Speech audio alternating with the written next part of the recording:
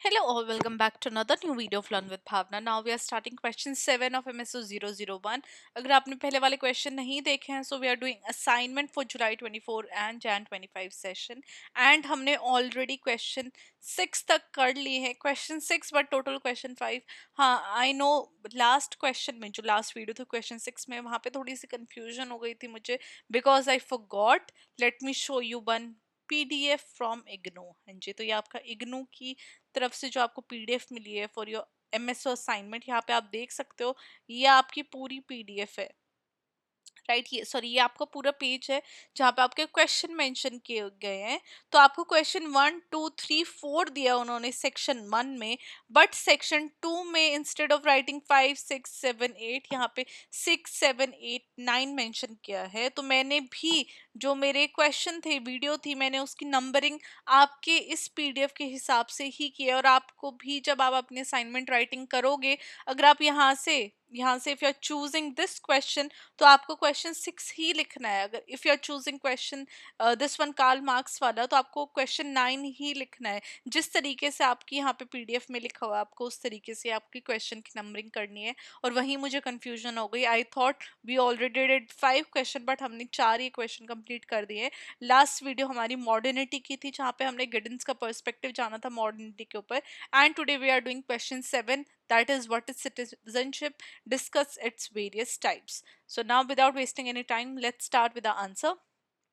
तो जब हम सिटीजनशिप की बात करते हैं तो सिटीजनशिप क्या है? एक लीगल और सोशोलॉजिकल कॉन्सेप्ट है जो रिलेशनशिप शो करता है किसी भी इंडिविजुअल स्टेट मतलब नेशन के बीच के अंदर, जहाँ पे सेट ऑफ राइट्स मिलते हैं एक पर्टिकुलर इंडिविजुअल को, ड्यूटीज होती है, उसकी पार्टिसिपेशन देखने को मिलता है किसी भी एक पॉलिटिकल कम्युनिटी के अंदर. यहाँ पे हम इंडिविजुअल की मेंबरशिप देख सकते हैं एक नेशन स्टेट के साथ, जो कि उनका रोल भी दर्शाता है, जहाँ पे उनके राइट्स मिलते हैं. एक्टिव पार्टिसिपेंट वो देखने को मिलता है उनका एक्टिव पार्टिसिपेशन एक सोसाइटी डेवलपमेंट के अंदर. सोशोलॉजिकली सिटीजनशिप अपने आप में एक सेंस ऑफ बिलोंगिंग, इंक्लूजन और आइडेंटिटी लेके आता है एक सोसाइटी के अंदर. नाउ टी एच मार्शल का ये कॉन्सेप्ट है जहाँ पे उन्होंने सिटीजनशिप को डिस्क्राइब किया था, जहाँ पे हमें 3 इंटर रिलेटेड कॉम्पोनेंट देखने को मिलते हैं, that is civil, political and social rights. जहाँ पे जो सिविल राइट है वो एक इंडिविजुअल के फ्रीडम को प्रोटेक्ट कर रहा है.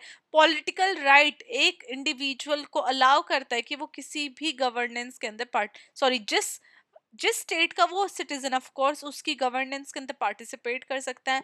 एंड सोशल राइट इंश्योर करते हैं कि वो वेलफेयर एंड इक्वालिटी उसको डिजर्व हो.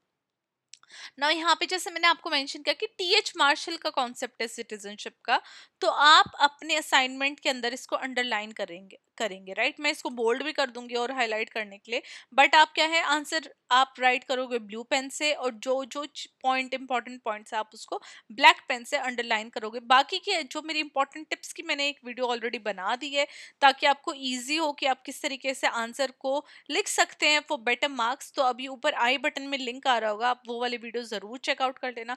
आपको बहुत ज्यादा हेल्प होगी वो वाली वीडियो देख के. आप कमेंट भी करके आना उस वीडियो में कि have already watch the video and how did it help you guys. वो वीडियो ना कि सिर्फ आपको असाइनमेंट में हेल्प करेगी बट आपको आपके मार्क एग्जाम्स के अंदर भी बहुत ज्यादा इमेंसली हेल्प करेगी.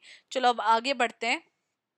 अब टाइप ऑफ सिटीजनशिप कितने प्रकार की होती है? तो सिटीजनशिप डिपेंड करती है उसकी नेचर, स्कोप के ऊपर, जहाँ पे इंडिविजुअल्स अपने राइट और रिस्पॉन्सिबिलिटीज के साथ एंगेज होते हैं. का सोशोलॉजिस्ट ने सिटीजनशिप को डिफरेंट कैटेगरीज के अंदर डिवाइड किया, जहाँ पे फर्स्ट हमारी आ जाएगी सिविल सिटीजनशिप.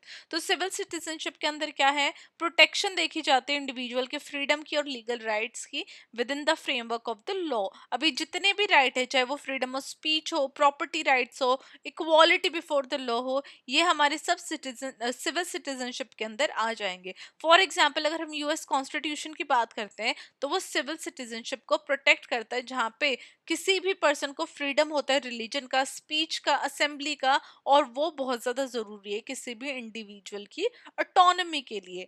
ना सेकंड हमारा आ जाएगा टाइप पॉलिटिकल सिटीजनशिप. ना पॉलिटिकल सिटीजनशिप बात करता है कि एक इंडिविजुअल को राइट है उसका कि वो पार्टिसिपेट कर सके गवर्नेंस के अंदर और डिसीजन मेकिंग प्रोसेसेस के अंदर, चाहे वो वोटिंग हो या फिर इलेक्शन के लिए खड़ा होना हो या फिर पॉलिटिकल डिबेट्स में एंगेज होना हो। फॉर एग्जाम्पल अगर आप इंडिया की ही बात करते हो तो पॉलिटिकल सिटीजनशिप के अंदर हम देख सकते हैं कि यूनिवर्सल सफरेज है, जहाँ पे एवरी एडल्ट सिटीजनशिप के पास राइट है कि वो वोट कर सकते हैं इलेक्शंस के अंदर, चाहे उसका कोई भी जेंडर हो, कास्ट हो, रिलीजन हो, किसी भी वो कम्युनिटी से बिलोंग करता हो, ये अपने आप में पॉलिटिकल सिटीजनशिप के अंडर आ जाता है। हमारा थर्ड आएगा social citizenship. Now social citizenship के अंदर क्या है, वेलफेयर और सोशल राइट्स की बात होती है इंडिविजुअल्स की, जहाँ पे उनकी जो बेसिक नेसेसिटीज है उनको एक्सेस दिया जाता है, उनकी उनको फुल छूट दी जाती है। बेसिक नेसेसिटीज क्या होगा, education, health care, housing and employment. For example अगर हम स्कैंडिनेवियन कंट्रीज की बात करते हैं, जैसे नॉर्वे है, डेनमार्क है, वो सोशल सिटीजनशिप को ज्यादा प्रमोट करते हैं, जहाँ पे वो यूनिवर्सल हेल्थ केयर प्रोवाइड कर रहे हैं, फ्री एजुकेशन प्रोवाइड कर रहे हैं, उनका जो सोशल सिक्योरिटी सिस्टम है वो बहुत ज्यादा मतलब कि बहुत बेस्ट लेवल का है, जो कि सोशल सिटीजनशिप को प्रमोट कर रहा है। एंड एक यूनिवर्सल जितने भी बेसिक नेसेसिटीज है, बेसिक जो नीड्स हैं जो इन कंट्रीज की, वो प्रोवाइड करते हैं अपने सिटीजन्स को। ना हमारा फोर्थ आ जाएगा कल्चरल सिटीजनशिप। ना कल्चरल सिटीजनशिप बात करती है कि हमें डाइवर्स जितनी भी कल्चरल आइडेंटिटीज है एक स्टेट के अंदर, एक कंट्री के अंदर, उनके राइट्स की बात की जाए, उनके right to maintain and practice one cultural tradition वो होना चाहिए और फुल्ली इंक्लूड करने चाहिए उनको सोसाइटी के अंदर, नो मैटर कोई किसी भी कम्युनिटी से, कोई किसी भी कल्चर से। फॉर एग्जाम्पल अगर हम कनाडा की बात करते हैं, इंडिया की बात करते हैं, तो बहुत सारी हमें मल्टी कल्चरल पॉलिसीज देखने को मिलती है जो कि सेलिब्रेट करते हैं डाइवर्सिटी को, जहाँ पे इमिग्रेंट्स को अलाउ किया जा रहा है, इंडिजीनियस कम्युनिटीज को अलाउ किया जा रहा है कि वो अपने कल्चरल हेरिटेज को प्रिजर्व करके रखे, एज वेल एज इंटीग्रेट करे नेशनल फ्रेमवर्क के अंदर।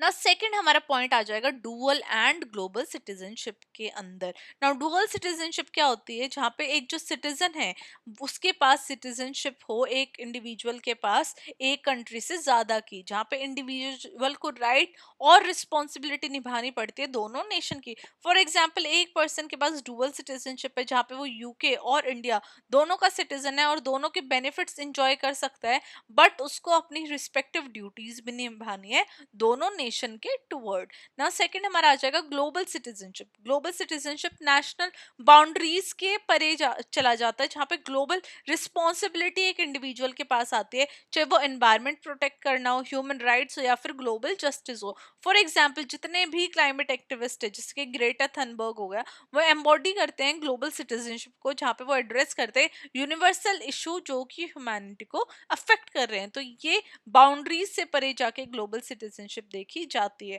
ना थर्ड एक और डिफरेंट तरीके की सिटीजनशिप आती है, दैट इज इकोनॉमिक सिटीजनशिप, जहाँ पे एक इंडिविजुअल की जो एबिलिटी है कि वो इकोनॉमिक सिस्टम में पार्टिसिपेट करे, चाहे वो राइट टू वर्क हो, प्रॉपर्टी ओन करना हो, ट्रेड एंड बिजनेस एक्टिविटीज के अंदर एंगेज होना हो। फॉर एग्जाम्पल काफी सारी कंट्रीज के अंदर जो इमिग्रेंट है वो इकोनॉमिक सिटीजनशिप को फॉलो करते हैं, जहाँ पे उनको रेजिडेंसी ग्रांट की जाती है और इकोनॉमिक राइट्स दिए जाते हैं इन एक्सचेंज की वो इन्वेस्ट करे और कंट्रीब्यूट करे उन स्पेसिफिक कंट्रीज की इकोनॉमी के अंदर।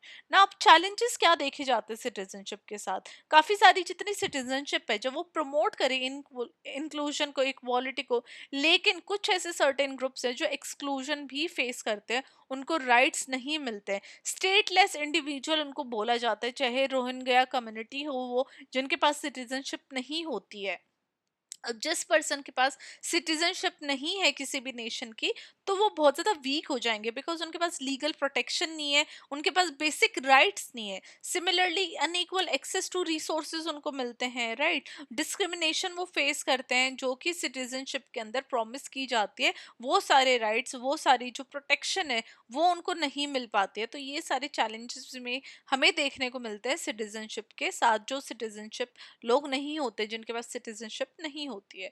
नो एंड में कंक्लूजन आ जाएगा। कंक्लूजन आपको हर आंसर के बाद लिखना है। You have to, you don't have to finish your answer without conclusion, तो कंक्लूजन आपको हर आंसर में प्रोवाइड करनी ही करनी है। तो यहाँ पे मैंने मेंशन किया कि जब हम सिटीजनशिप की बात करते हैं तो वो अपने आप में एक डायनामिक और मल्टीफेसेटेड कॉन्सेप्ट है, जो कि लीगल, पॉलिटिकल, सोशल और कल्चरल डायमेंशंस उसमें देखे जाते हैं। ये ना कि सिर्फ राइट्स या फिर ड्यूटीज बताता है एक इंडिविजुअल की, लेकिन स्टेट की भी ड्यूटी बताता है, जो कि उनकी आइडेंटिटी और बिलोंगिंगनेस को शेप करते हैं।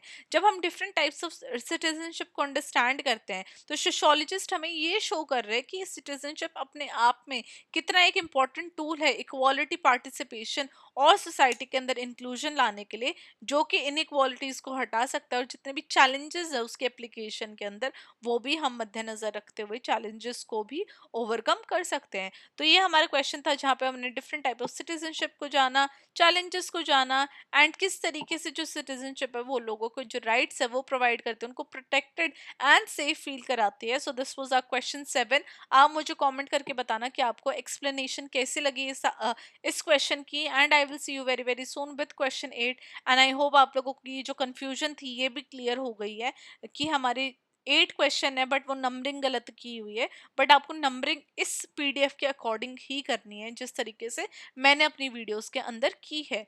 And another important news that I share की इंपॉर्टेंट टिप्स वाली वीडियो भी मैंने ऑलरेडी प्रोवाइड कर दी गई है, ऊपर आई बटन में आ रही होगी, तो आप वो वीडियो भी देख सकते हैं। अगर आपको लिंक चाहिए तो आप स्पेसिफिकली कमेंट भी कर सकते हैं। And let me know how do you like the video, how do you like the content of this video. I see you very very soon with question 8. Till then, study well, study hard, keep writing your best assignment, and I hope you all score great in your assignment. I'll see you very very soon.